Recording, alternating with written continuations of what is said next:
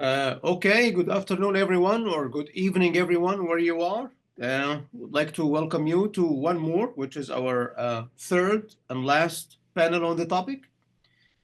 As I was putting this program, I found these three pieces thematically connected on perspectives on that. How do teachers, how do learners, students look or consider or evaluate the use of AI tools? And the first one on this is by Sarab Al Ani, Doctora Sarab Al Ani, who is a senior lecturer 2 of Arabic at Yale University. And she is talking to us today about 1 year of AI, lessons learned and future directions. So please join me in welcoming Sarab. Thank you so much. Thank you everyone for attending this session.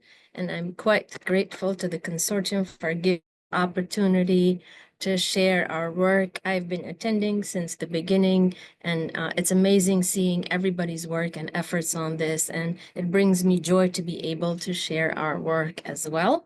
I want to start by saying that the title I want to say that with the title saying 1 year does not by any means that artificial intelligence started a year ago. We know that artificial intelligence had started a while, but what had happened in the last year and maybe a year and a half is a lot of educational institutes started considering AI as a viable tool to use for teaching and learning. And a lot of our institutes, mine, I'm sure yours as well, and you have been through the same experience, started offering professional development opportunities and ways to help the educators, the instructors, the professors to best use AI in their classrooms. And of course, for us as language educators, we were part of this a population that received professional development when it comes to using AI in the language classroom.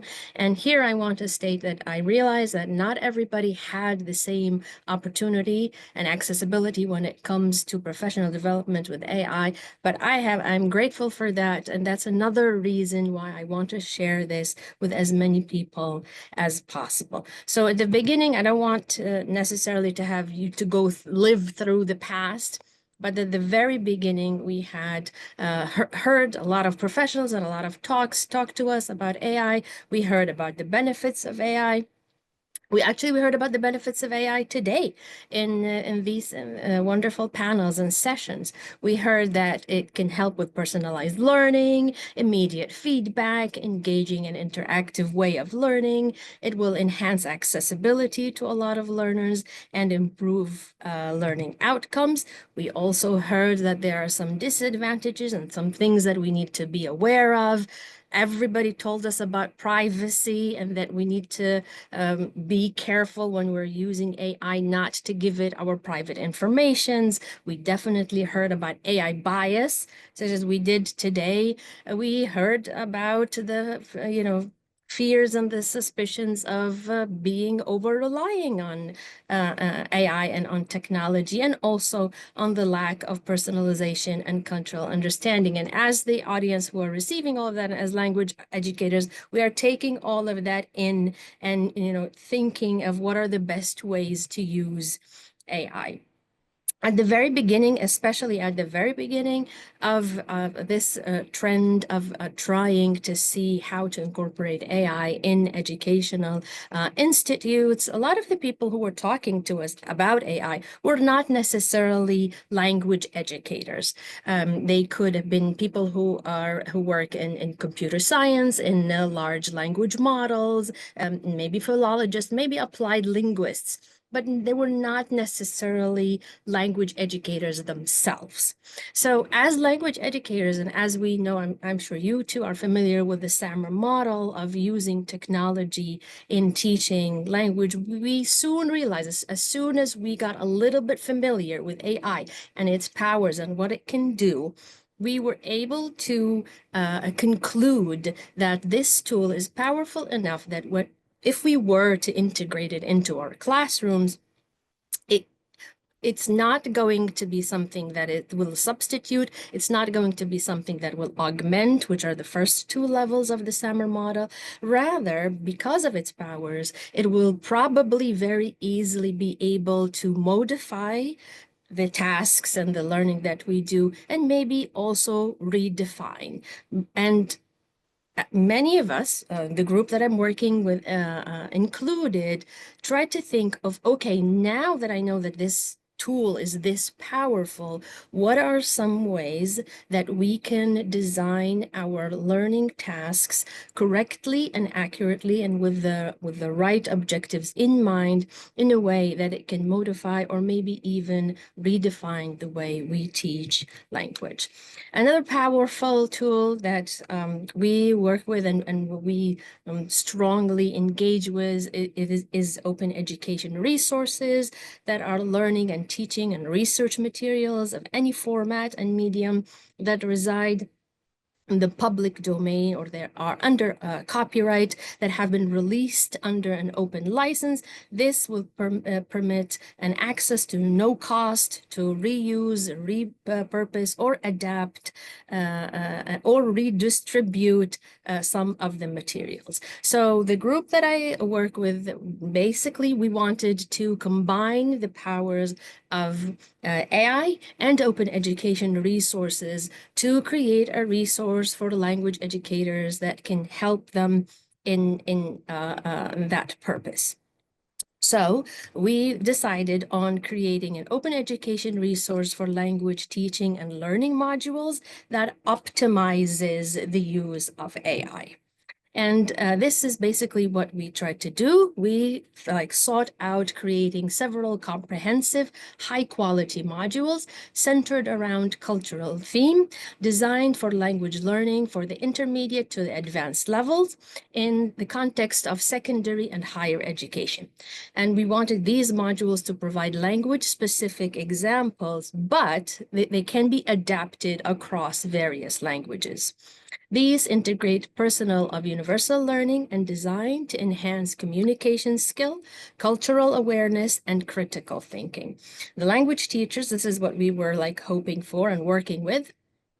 We were hoping for the language teachers to be able to effortlessly use and adapt and implement these modules in their educational setting. And each one of the modules incorporates an AI technology to improve teaching proficiency.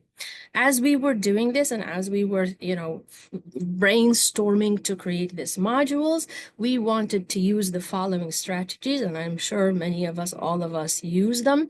We wanted to use asset-based approach, cultural response. We wanted the modules to be culturally responsive.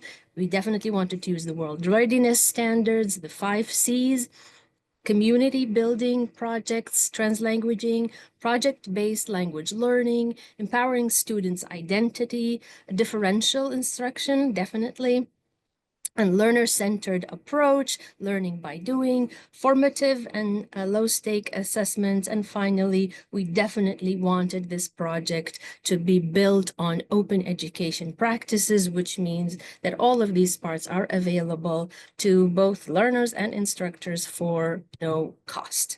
So this is the, if you can scan the QR code, this will take you to the link where you can see the modules that I'm talking about.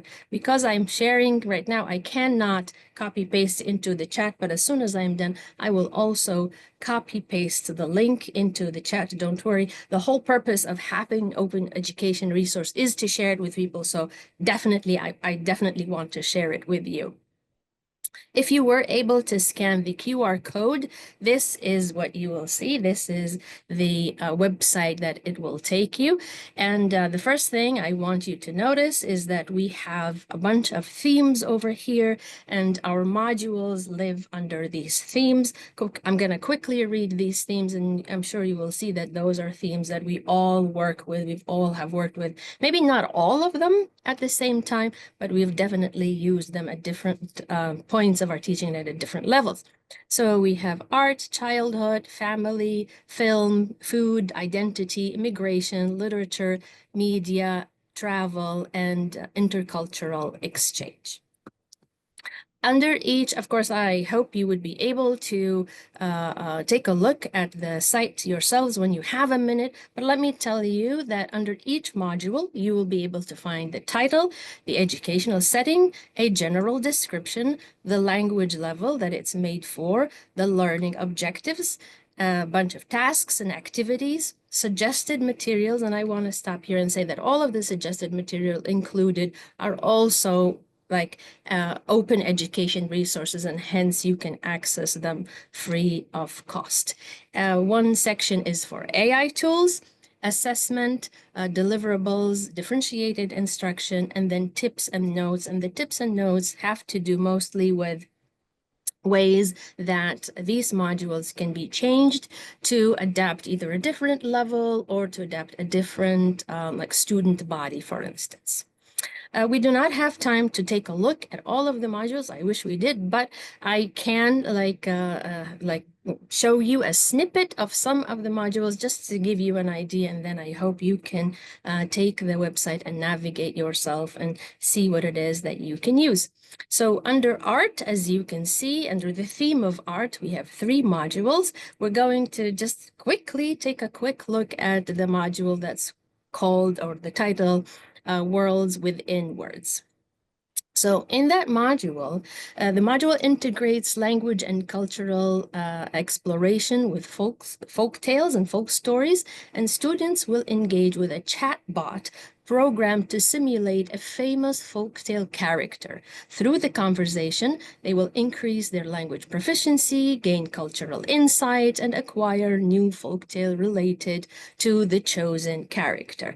So, for instance, one of the chatbots that we have created is the character of Juha. I think we all know the famous folktales of Juha. So, by using these famous folk tales and the anecdotes, the chatbot was programmed in a way that it would assimilate Juha himself. And part of the task that the students have to do, of course, in addition to reading a selected folk tale, talking about it, answering questions, maybe even having an assessment, but part of it would be that they would go to the chatbot and talk to Juha and learn more about him and what he's like and what he would do, etc., etc. This way, of course, as you can see, we've added a new level to the task because now there is a conversation. In addition to that, it is an indirect way that they can learn about this character and these folk tales, in addition to the one that they read in the classroom. So you can easily see that adding the chatbot level has modified the task by adding a new level of interaction that previously was not available if they were just to read about Juha. In addition to that, it is also not difficult to yet add one more level and redefine the whole task. For instance, if they were to collaborate with other students interacting with different characters, like here it's Juha, but maybe there are different characters as well, or the same character but in different languages. For instance, in the Turkish culture, there is also a character that is kind of similar to Juha. So if there was a chatbot for that character as well that the Turkish students are interacting with, then the students of the 2 languages can, talk about it and then, trying to build a global learning environment. So by adding the AI, it's not easy to add that level of change to the task from modification to redefinition. Another model, really quickly, is again under art, reading the past and writing the present. Here, what the students are going to do, definitely they are reading a folktale again, but the model utilizes a folktale to explore cultural practices and storytelling in the target language, and then students will analyze the folk tale, the identity, the key elements, and then they will create their own modern day folk tale reflecting on their experience. So for instance, if we were talking about Juha or if we're talking about Sindibad, the students will create a tale of like a modern day, what would Sindbad be like if Sindbad lived in the 21st century? Or, for instance, what would the character of Sindbad be like if it was not a gentleman, rather a lady? And one of the AI tools that they can use to complete this work is a text-to-image AI tool. And there's a lot of text-to-image AI tools where they have to write a description to this 21st century Sindbad, for instance, and enter that description into the text-to-image tool, and then out comes an image like this that they can incorporate into the story that they are creating. So obviously, using an AI tool that is now available and not too difficult to find, we can modify the tasks greatly. And if we wanted to, we could use multiple AI image generators and compare the difference of interpretation based on the same description, leading, it could be to a discussion, maybe about biases and about the capability of different AI models. And this way we will have redefined the task. Finally, last but hopefully not least, a module under the theme of travel called My Language, My Passport, in which the students are basically immersed in the learning target countries through their famous tourist destination and cultural practices related to travel, hospitality, food etiquette, and students use AI tools to plan and present a virtual trip into the target language.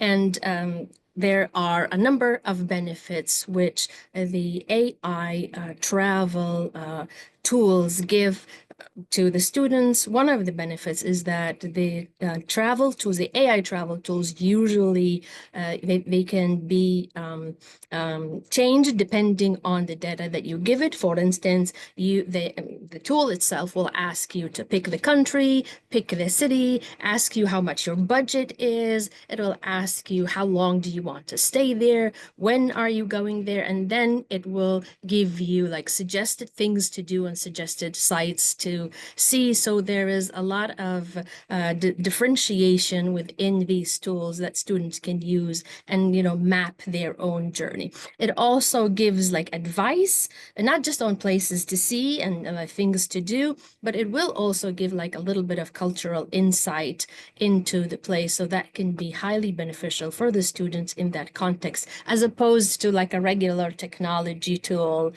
like a website, for instance, or a video.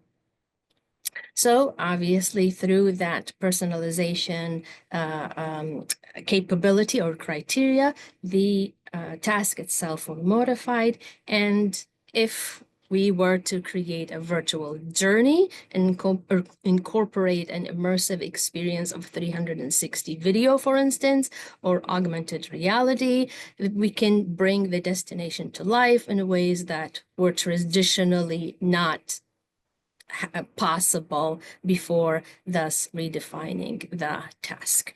So at the end of our effort, here's what we have basically. We have 11 themes and 10 completed modules, and 5 modules that we're still working on them. They are not completed yet. As far as the challenges are concerned, copyright was one of the biggest challenges because, as we said, this is an open education resource. So everything we put in there, whether it's the suggested materials or anything else that we want to incorporate, we have to make sure that we are not violating any copyright when utilizing these authentic materials.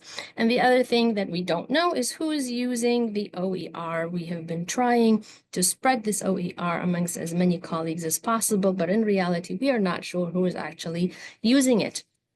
We would love that you all become active users, and not by using it yourself, but also by sharing it with others and giving us feedback. If you think that I don't know, something needs updating or changing or something is not working, we would be more than grateful if you can let us know so we can change it and update it. And as far as the plans are concerned, we definitely plan on sharing this resource in as many different venues as possible, this being one of them.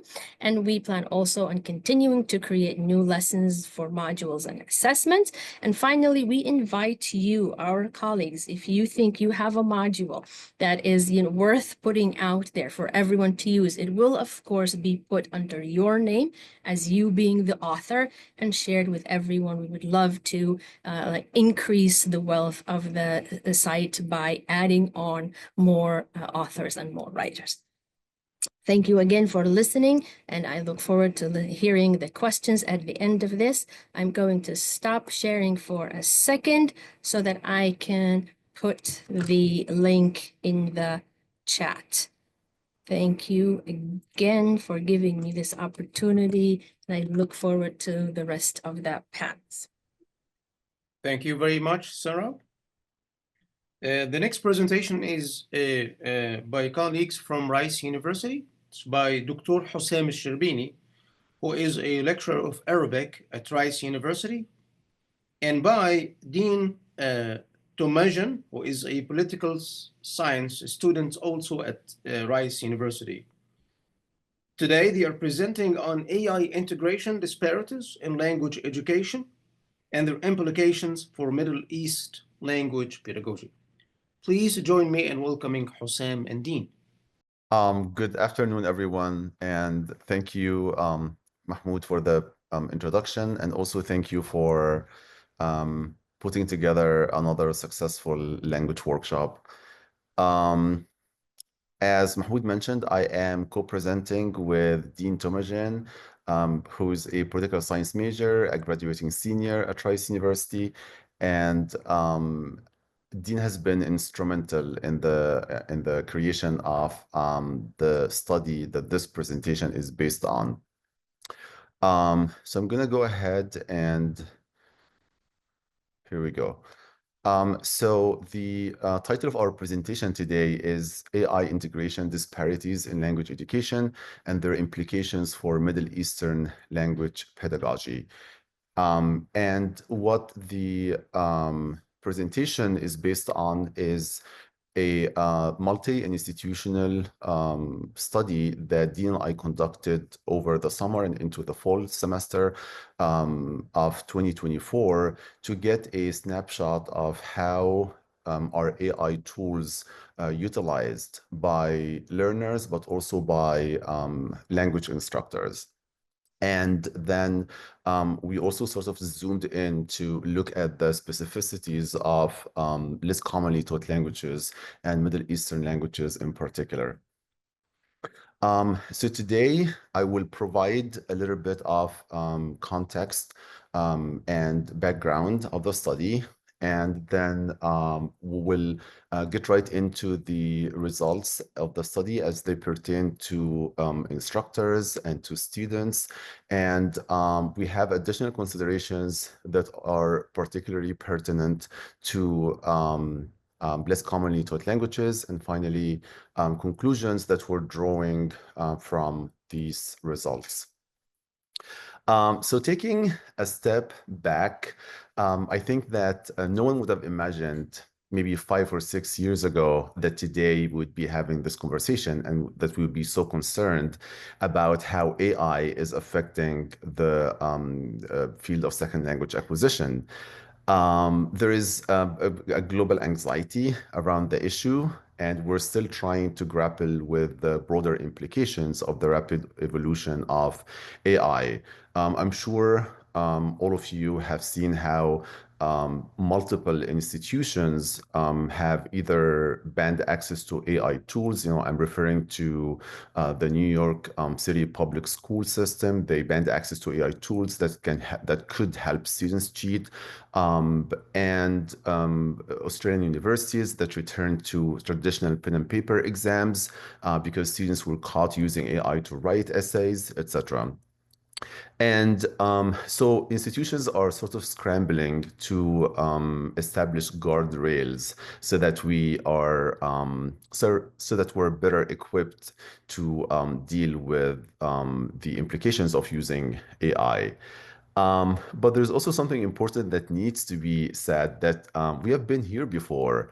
This is not new, and I refer in particular to several protests actually that took place in the 1970s when the calculators were first invented, and a lot of math teachers protested that the students' use of calculators in the language in the math classroom, and this was presented as the death of mathematics, etc. So perhaps, when we look at the bigger picture and we look at how we have responded to new technology tools, we see that we tend to have a tendency to catastrophize new technologies.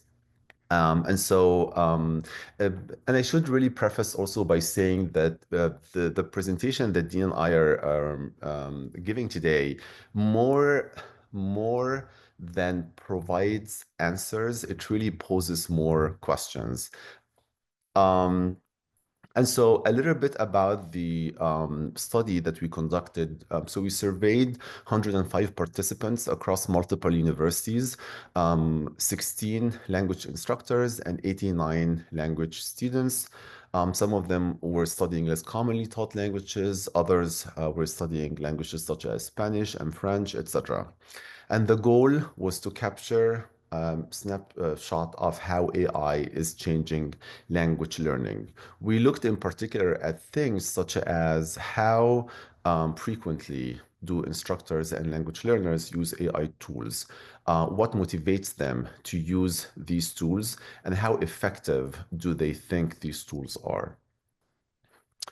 And so something very interesting has emerged from the comparison between the way we as language instructors use AI tools versus how students or language learners use them.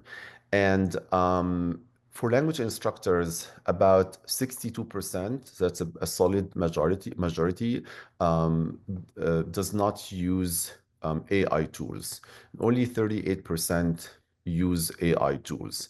When we asked them how do they, as language instructors, use AI tools, they said that they use them to develop class materials, but also to save time on lesson plans and assignments. And we asked them about the types of concerns that they have.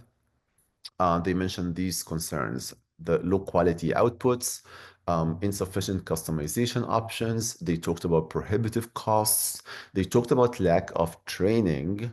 And they also talked about linguistic limitations, such as gender bias, and how AI tools seem to struggle in general to deal with non-Roman character languages, but also concerns related to academic integrity.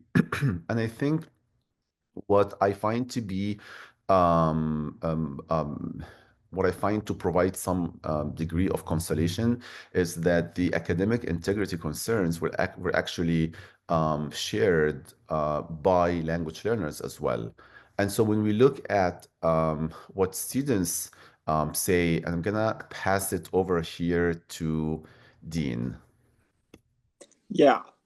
So as you can see with the graphs on the left, as it stands, most learners are integrating AI and LLMs into their kind of daily learning to some degree. So the currently used AI, 55%, that was anything from like once a week to every single day. There's a really broad range. But holistically, even those who didn't currently use it are really willing to employ it. I think that what we can tell now is that in 2, 3, 5, 10 years' time, it will be a really large tool in the same way that Quizlet kind of exploded, or people went from notepads to Word docs. So I think we're going to see this huge shift, and it's going to be pretty holistic, because if you look at the graph right below that, it tracks specifically how these learners are using these tools. And right now, while predominantly users use it for written tasks, such as grammar checking or translation and vocabulary, there is a subset that use it for listening practice and speaking. Programs like OpenAI and DeepSeek have both developed verbal communication with their models, and other companies such as Meta, and Apple and Alphabet are developing their own models that also have this kind of oral ability. So all of the realms in which language learning takes place is to some degree being touched upon. I think predominantly people are currently using it. I mean, from my experience and as a student myself and a language learner, I think people are predominantly using it as a stronger and more accurate Google Translate, because you can really kind of explain connotation, right? If you want them to help write an essay, you can explain out the form of the essay, the style, the function, the way it's presented, more specifically the tone.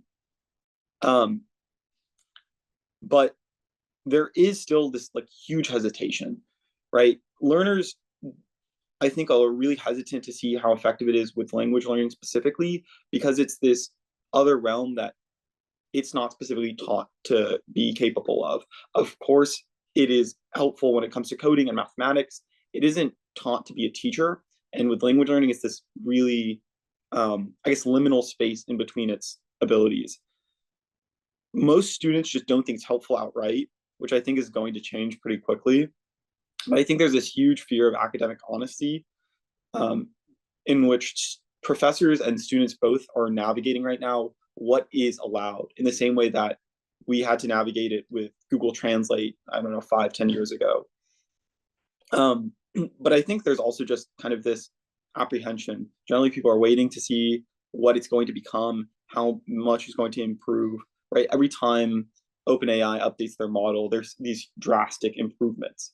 But as an investor, people might know that. But as a consumer and a learner, we don't know what those improvements look like. We don't know if it's very accurate. If you can move on to the next slide.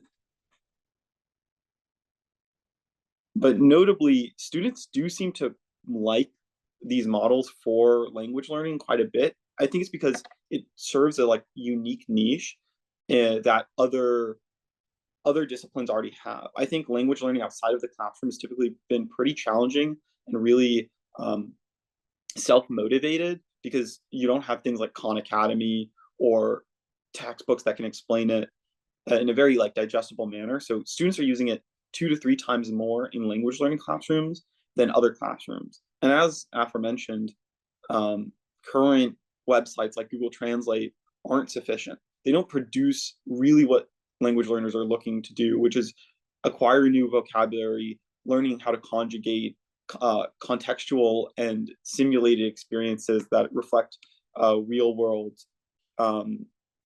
moments.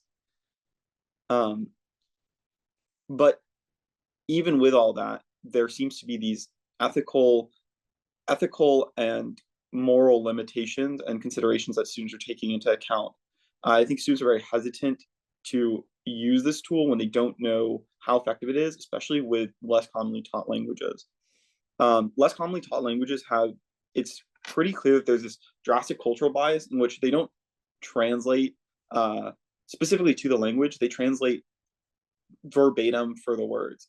So if you put in a sentence in English and you're asking it to translate to Arabic, it might not translate connotatively correctly, but each individual word will be translated. But when you write that out, a native speaker or a teacher wouldn't read it and think this is well written. They would say this student literally looked at every individual word and translated it across. This produces a lot of linguistic inaccuracies, such as incorrectly gendering objects or not gendering them at all. But also it kind of perpetuates certain stereotypes, and because it doesn't have the comprehension and capabilities of actual instructors. It is serving the role of instructors outside of a classroom, but without the competencies of real-world lived experience.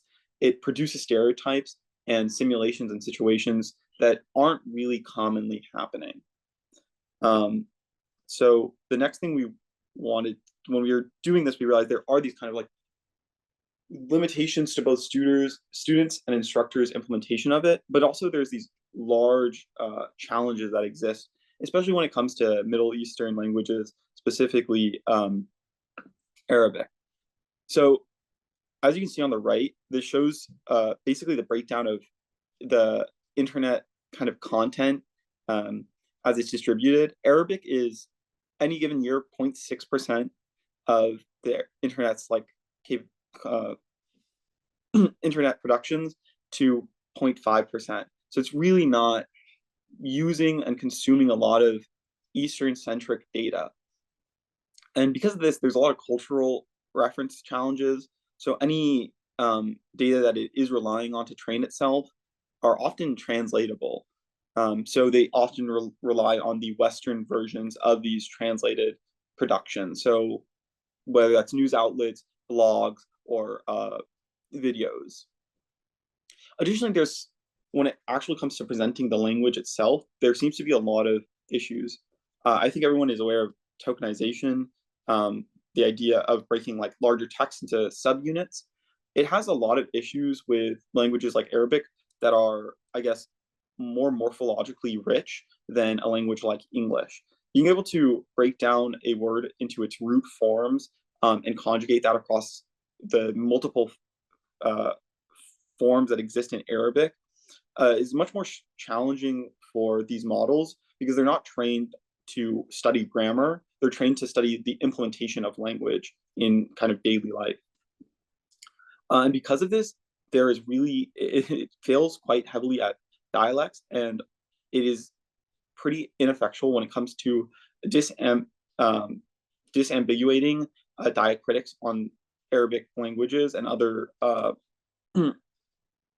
other scripted languages that use diacritics. Because most of the language is presented without diacritics for native speakers, learners are often require guesswork when it comes to pronunciation or listening. And then finally, as specifically for languages, there's issues with the inputs and output responses. If you go to the next slide. So students are often not entirely fluent in a language, so they rely on using both English and Arabic to present ideas. And when you have the mixed inputs and output, mixed inputs and request mixed output, these language models don't know how to produce them in humanistic ways. Because of that, a lot of pedagogical limitations are produced. So pronunciation feedback gaps is kind of what I alluded to earlier, where students may learn the word but not know how to pronounce it. Even with the kind of contemporary oral productions, they aren't as strong as a native speaker or teacher. Error reinforcement is, I think, the largest one and the one that instructors should be most concerned about. Language models adapt to the specific human who is using them, not to this idea of proper production. And so I know, at least from my experiences, I often misgender objects because it's not something I'm used to, and it reinforces it. So it will, refer to a table as masculine in Arabic, even if it's not. And then finally, students and instructors are designing their courses with specific goals that are achieved. And when students rely on these language models, there isn't aligning with the speed that the class is being taken. And so students are either advanced or advanced in ways that aren't useful for the class, and produces challenges when they now have to integrate these new words or informations with their peers and their instructors. And then, as we know, Arabic is a novelly large, has a novel, large presence of dialects, and the dialects are quite drastically different. I think there's a lot of dialectical misclassification that occurs, and because of this omission of standardization practices for the training models as opposed to the dialect instruction outside of it, large language models are not particularly capable of reflecting the actual dialects, even when prompted. I know from experience and from talking to peers and the survey itself, even when students prompt that they want a certain dialect, whether that's the Egyptian, the Levantine, or the Gulf dialect of Arabic, the model isn't trained specifically to recognize when those languages are being employed. Their training data, right, is usually authentic text, and in authentic text, they're not writing, by the way, I'm using the Egyptian dialect while I write this, or I'm writing in traditional Arabic. So yeah, I'll hand it back off to Hossam for the kind of final points. All right, so for the in concluding the study, what really has transpired is that students are embracing AI with open arms a lot more than us instructors. Instructors, we are reluctant to incorporate new technologies, and so there is this pretty big generational gap, and there is definitely a need for balancing both innovation and ethics. So there's a lot of excitement around AI tools, but also there's a lot, as Dean mentioned, apprehension in approaching these tools because of the ethical considerations that that they have. And I will pass it over to Dean to wrap it up.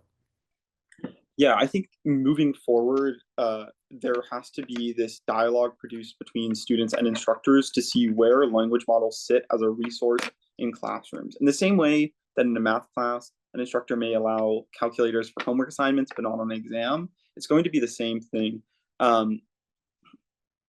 There is a certain usefulness that these tools present, but also when you can't align it with the instructor expectations or student learning outcomes, you just fall short of actually having an effective tool versus a path that a like misguided path. Thank you, both of us. Thank you.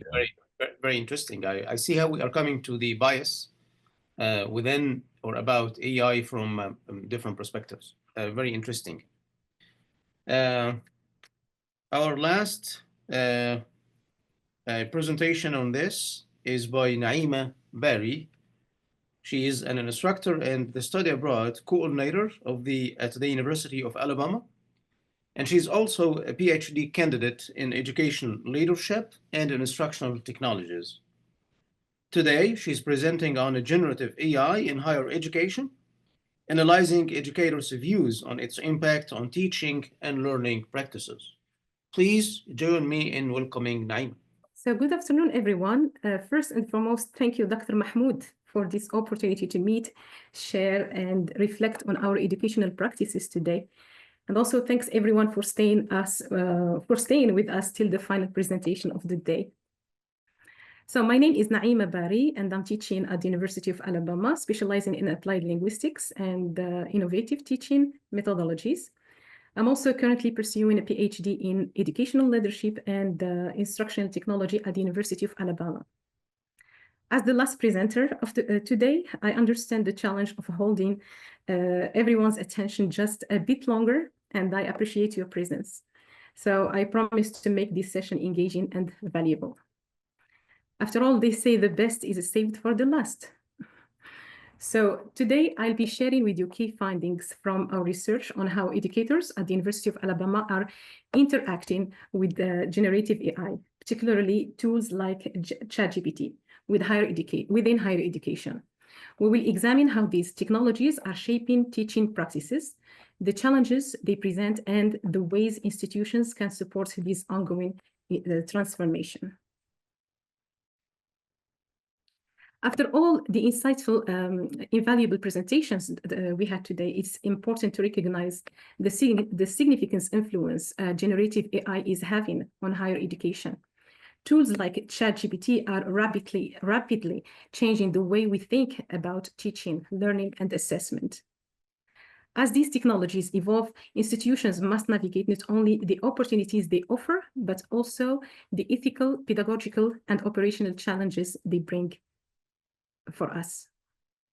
Our research focused on faculty, perspectives at the University of Alabama, exploring their experiences, expectations, and concerns surrounding the integration of AI into the classroom. Our goal was to develop a clear picture on how AI is currently being used and its potential future in education. So why this study matters? AI tools like ChatGPT have quickly become embedded in educational contexts due to their accessibility, adaptability, and conversational capabilities, of course, making them especially attractive to students. Despite their growing use, the role of AI in academia remains a topic of intense discussion. Are educators seen these tools as allies, collaborators, partners, or as threats to academic integrity? So our study addresses this very question, offering insights into how faculty are responding to the complexities of AI integration in teaching and learning. A review of current literature reveals several critical challenges. There is a considerable concern regarding academic integrity around the misuse of AI, dishonest practices, which has led to terms like AIGerism entering academic discourse. Also, doubts persist about the reliability and biases of AI-generated content, raising questions about its appropriateness in inclusive and fair learning environments. On the other hand, AI presents exciting opportunities from enabling personalized learning and supporting diverse students' need to enhance creativity and streamlining administrative processes. If thoughtfully integrated, AI has the potential to greatly enrich the educational experience, both ours and our students. As AI becomes increasingly embedded in higher education, institutions must take a proactive approach. So there is a pressing need for clear policies around AI usage, comprehensive professional development, and curricula that teach students how to use these tools ethically and effectively. Support must be also inclusive, reaching faculty with varying degrees of technological comfort. Institutions have a critical role to play in building the infrastructure and confidence needed to support this shift. Okay, sorry. Yep. So our study examines a community of practice initiative at the University of Alabama campus called AI Teaching Enhancement Initiative. To do so, we used a mixed methods approach, beginning with an online survey, which received responses from 30 faculty members across multiple disciplines. We followed this with semi-structured interviews with 8 participants to gain deeper insights. This dual approach allowed us to gather both broad quantitative data, along with rich qualitative perspectives. Our participants came from diverse academic fields, including health and the medical sciences, engineering, the arts, and more. Most had over 10 years of teaching experience, and the majority held tenure positions. This diversity gave us a well-rounded understanding of how AI is being adopted across different departments, contexts, and disciplines. The survey included 27 questions, 7 demographic and 20 others centered on AI usage in teaching. These explored faculty comfort with AI, applications in the classroom, and perceptions of student use. We combined Likert scale and open-ended questions and used inductive thematic analysis to allow natural patterns and themes to emerge from the data. From our analysis, we identified 4 primary themes: ChatGPT's dominance as the preferred AI tool, a strong need for more institutional support, concerns about student AI use and academic integrity, early or proactive efforts to adapt curriculum and assessment practices. A secondary but important theme was also identified as being the cautious optimism many faculty members expressed about AI's long-term potential. One prominent finding from our research is the overwhelming dominance of ChatGPT as the most widely used AI tool. Every participant mentioned ChatGPT in their responses, with other tools like Grammarly, Bing AI, etc., being less common. Educators reported using ChatGPT for various tasks, including creating instructional materials, testing assessments, and handling administrative duties. ChatGPT's prevalence was so significant that some participants simply referred to it as AI, reflecting its central role in their teaching practices. Moving on to the second key theme, the need for institutional support was clearly highlighted. Only 23% of participants felt that their institution had adequately prepared them to use AI in their teaching, while 66% had attended some form of professional development on the topic. Fewer than half felt confident in applying what they had learned. Faculty expressed the need for more targeted support, such as discipline-specific training, guidance on ethical AI use, and practical strategies for incorporating AI into the classroom. This underscores, of course, the importance of ongoing structured support from institutions to help faculty navigate the complexities of AI integration. In terms of concerns, many faculty members expressed unease about students' AI use. Approximately 78% of participants estimated that students used AI frequently. However, some faculty acknowledged that their perceptions of students' use may have been exaggerated. The gap between perceived and actual student use created anxiety around issues such as academic honesty and fairness. Students to address this, faculty, they called for more open discussions with students about the responsible use of AI to alleviate concerns and promote transparency. In response to AI's growing influence, nearly half of the faculty, they had already adapted their course materials or assessments.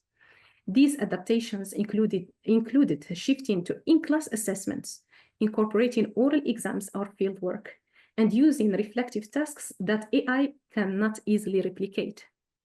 However, despite these changes, 63% had not yet communicated their expectations for AI use to their students. This highlights a gap in the communication of AI-related policies, further emphasizing the need for clear guidelines in course materials and assessments. Despite the challenges, there is a notable sense of cautious optimism among faculty. Around 78% of respondents, they believed that AI could enhance their work by saving time, reducing cognitive load, and encouraging pedagogical innovation. Many saw AI as a valuable collaborator, helping them brainstorm ideas, streamline administrative tasks, and also rethink their teaching methodologies. This optimism reflects the potential for AI to complement rather than replace educators in the classroom. However, concerns about AI's impact on teaching and learning remain significant. A notable 89% of respondents expressed worry about the potential risks of AI, including plagiarism, reduced student engagement, the accuracy of AI-generated content, and the overall decline in learning quality. Additional concerns will rise also about data privacy, copyright, and the rapid pace of technological change, which, of course, institutions may struggle to keep up with. Looking toward the future, faculty members held mixed views on AI's long-term impact. While 63% did not believe AI would dehumanize education, 70% expressed concerns that students might become overly dependent on these technologies. Some anticipated sweeping changes in the educational landscape, while others expected a more gradual transformation. Nonetheless, there was one shared belief among all that AI is here to stay, and it's crucial for education to evolve accordingly. Our findings implies that while the adoption of AI is occurring rapidly, institutional responses have been slower to adapt. Educators are eager to experiment with AI in their classrooms, but face significant barriers, including a lack of support, time constraint, resources, and clear policies. Moreover, faculty members are struggling with the gap between perceived and actual students' use of AI, leading to uncertainty. Nevertheless, with the appropriate support, faculty can use AI to enhance teaching and learning.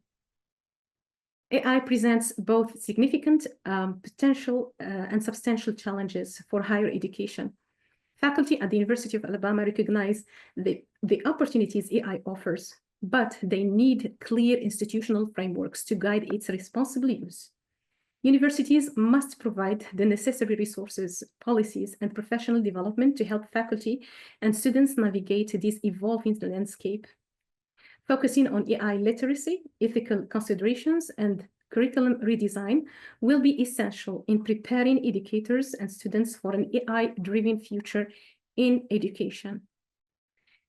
In summary, while AI technologies like ChatGPT hold great promise for transforming higher education, they require thoughtful integration and careful planning.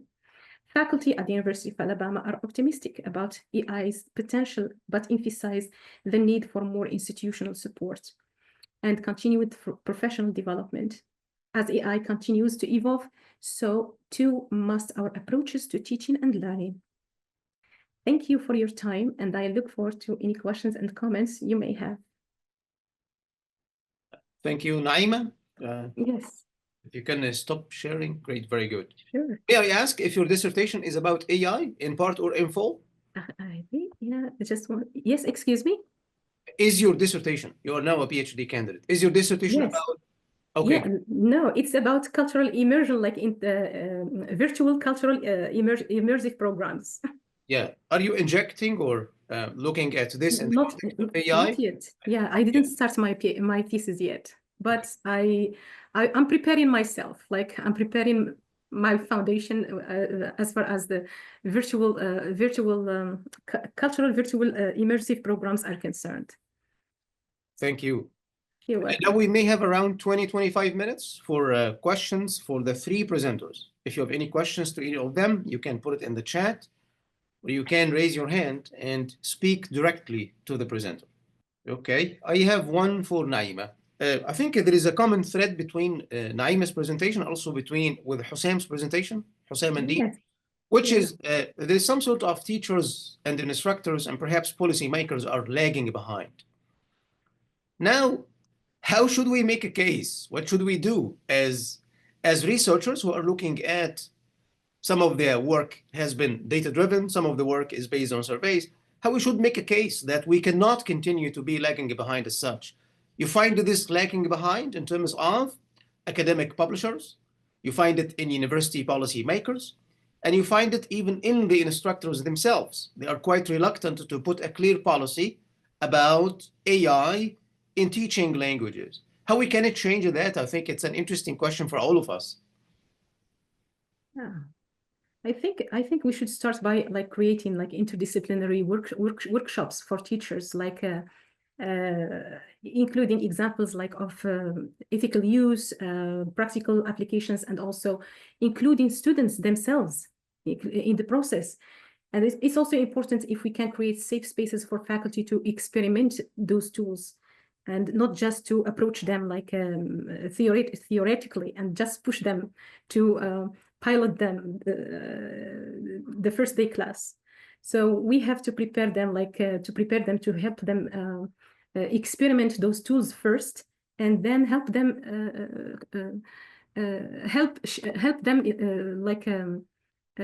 effectively implement those tools in class.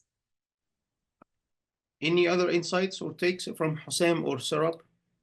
I want to echo what Naima just said, and I think it's going to be very important for us to be proactive about organizing professional development opportunities for language instructors, but also to make our voices heard when it comes, within our institutions, because right now the institutional guardrails that are being put in place usually consider more STEM disciplines than our own.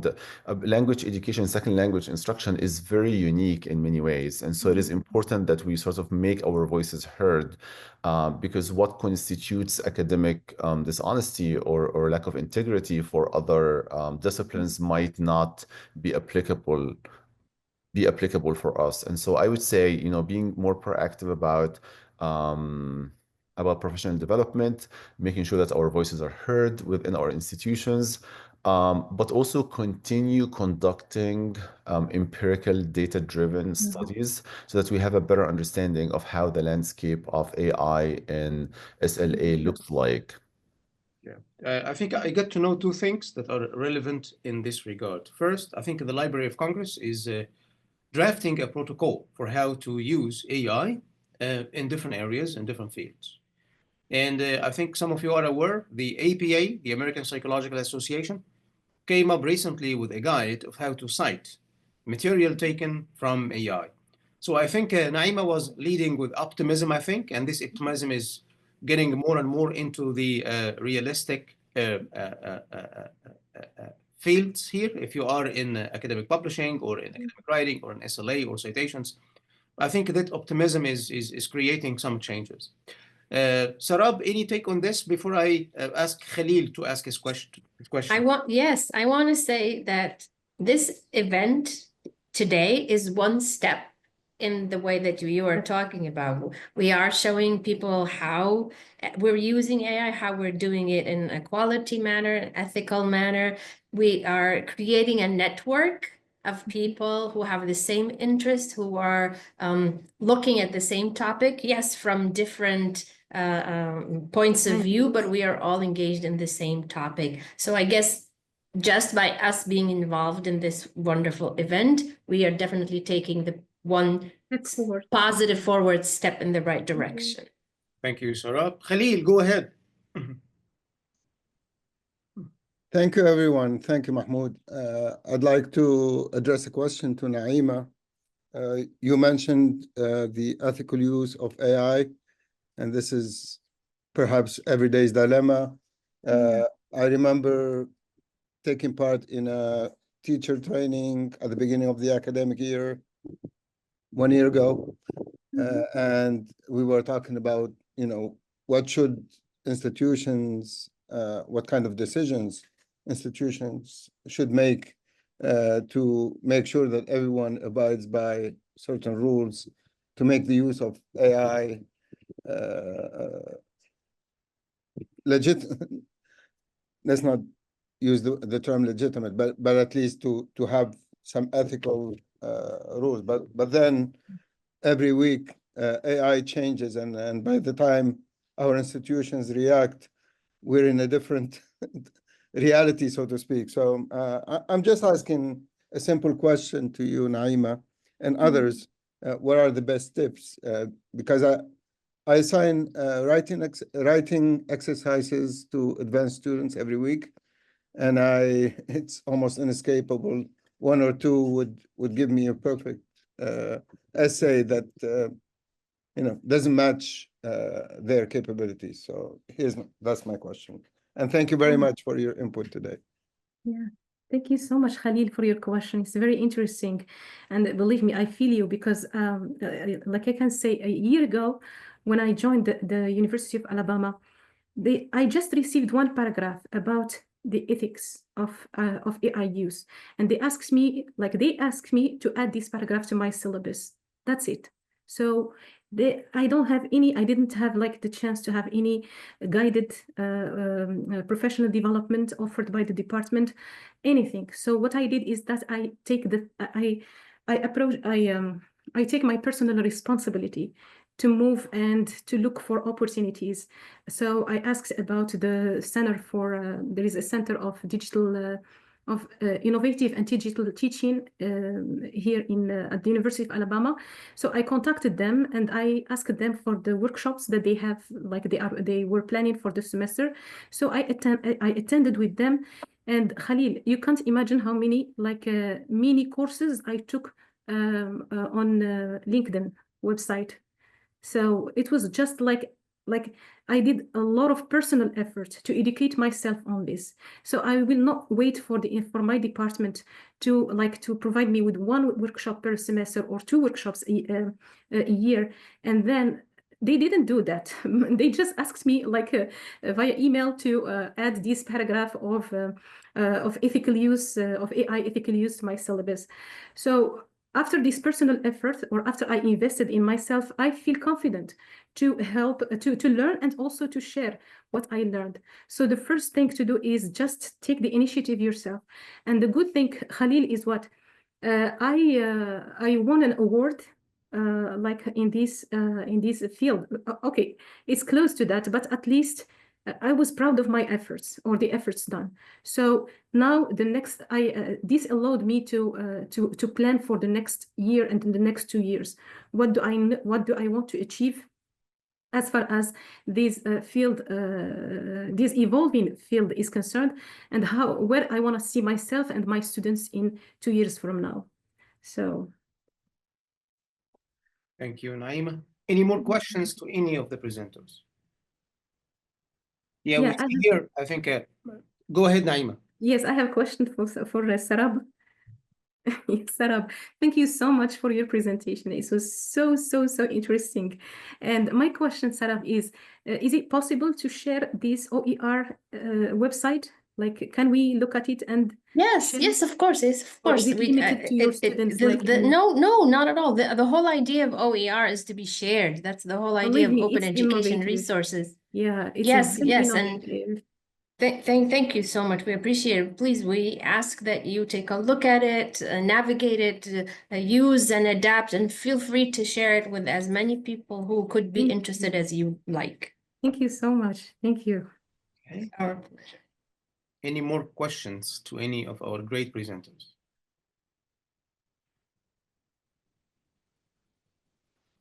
Okay, if not, I would like to just offer some concluding remarks. I'd like to thank everyone who contributed to this. I think over the course of this event, in 2 in-person days and a virtual day now, we curated an engaging and thought-provoking program of a keynote address, 5 expert panels over the 3 days, and a workshop. All of them were designed to foster collaboration, ignite insightful discussions, and advance knowledge in the field of Middle East language pedagogy. I noted a couple of interesting patterns or areas that I see as future directions in this field as I watched or moderated most of the sessions in the in-person part and also here in the online part.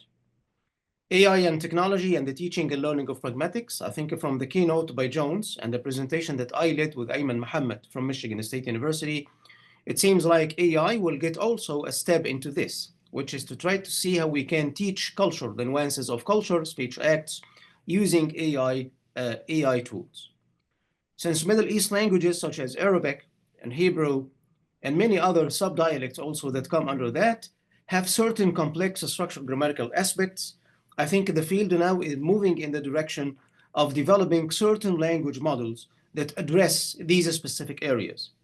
The keynote by Dr. Saeed Isa from Purdue showcased one for the learning and teaching of the construct state and the noun adjective phrases in modern Standard Arabic.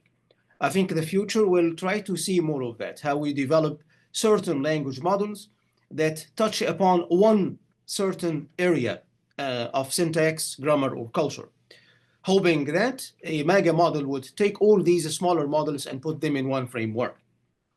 Using AI to give feedback to students in writing does seem to be way ahead than giving feedback in other skills, particularly speaking. Next month, here at the University of Arizona, the CMES is organizing an OPI, Oral Proficiency Interview, workshop with ACTFL in person. We're doing this for Middle East languages and also in Asian languages. As we plan for this event, what does the AI models nowadays mean for the OPI and the ACTFL standards themselves?